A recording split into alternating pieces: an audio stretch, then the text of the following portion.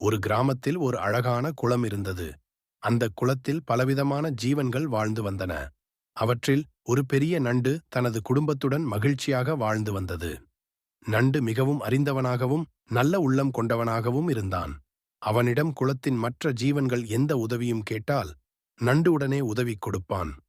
குளத்தில் வாழ்ந்த மீன்கள், தட்டாம்பூச்சிகள் மற்றும் சுறா போன்றவை எல்லாம் நண்டுடன் நட்பு வைத்திருந்தன. ஒருநாள் குளத்தில் தண்ணீர் குறைந்து வருவதை ஜீவன்கள் கவனித்தன. எல்லாருக்கும் பயம் ஏற்பட்டது. குளம் வற்றினால் அவர்கள் அனைவரும் உயிர் வாழ முடியாது. அனைவரும் என்ன செய்ய வேண்டும் என்று கலங்கினார்கள். அப்பொழுது நண்டு முன் வந்து சொன்னான், நாம் இதற்கெல்லாம் பயப்பட வேண்டாம். அருகிலேயே ஒரு பெரிய குளம் இருக்கிறது. நமக்கு அவ்விடம் போகலாம். நான் உங்களையெல்லாம் ஒரு பக்கம் கொண்டு செல்ல முடியும். அவனை நம்பி எல்லா ஜீவன்களும் நண்டின் வழிகாட்டுதலுடன் அந்த பெரிய குளத்திற்கு சென்று தங்களின் வாழ்வை பாதுகாத்துக் கொண்டன. அந்த நாளிலிருந்து எல்லா ஜீவன்களும் நண்டை மிகவும் மதித்து வாழ்ந்தன. நண்டு எப்போதும் உதவிக்கு முன் வரக்கூடியது என்று அவர்கள் நன்றியுடன் நினைத்தனர். இந்த கதை நம்மை மற்றவர்களுக்கு உதவியாக இருக்க வேண்டும் என்பதையும் அறிவையும் பகிர்ந்து கொள்வதன் முக்கியத்துவத்தையும் குறிப்பிடுகிறது. அந்த குளத்தில் நடந்த சிறிய விபத்துகளும் கற்றுக் கொடுக்க வேண்டிய பாடங்களும் இருந்தன. நண்டு மட்டுமல்ல, மற்ற சில ஜீவன்களும் தங்களின் தனித்துவமான திறமைகளைக் கொண்டு குளத்தில் சமரசத்தை ஏற்படுத்திய கதைகள் உண்டு.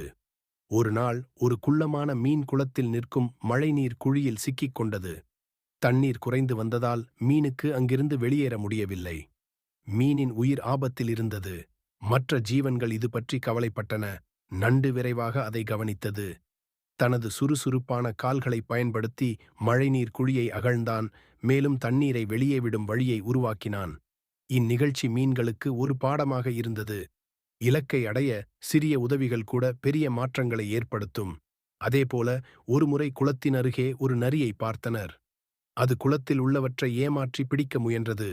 நண்டு மற்ற ஜீவன்களுடன் இணைந்து தன்னை பாதுகாத்துக் கொண்டது.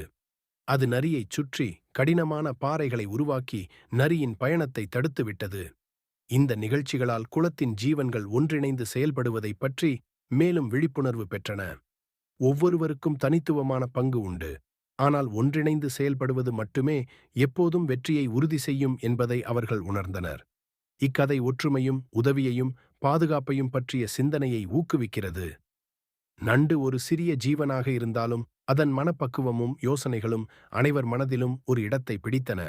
நண்டு பற்றிய கதை தொடர்ந்து மேலும் சில அர்த்தமுள்ள சம்பவங்களை வர்ணிக்கலாம். ஒருநாள் குளத்திற்கு அருகில் பெரிய புயல் வந்தது. பல மரங்கள் விழுந்து குளத்தை சுற்றியுள்ள களங்களை முழுவதும் மூடி மறைத்தன.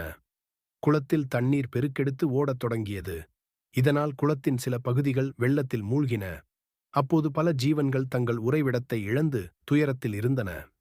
நண்டு தன் அறிவையும் அனுபவத்தையும் பயன்படுத்தி ஜீவன்களுக்கான புதிய வழிகளை கண்டுபிடிக்க முயன்றது.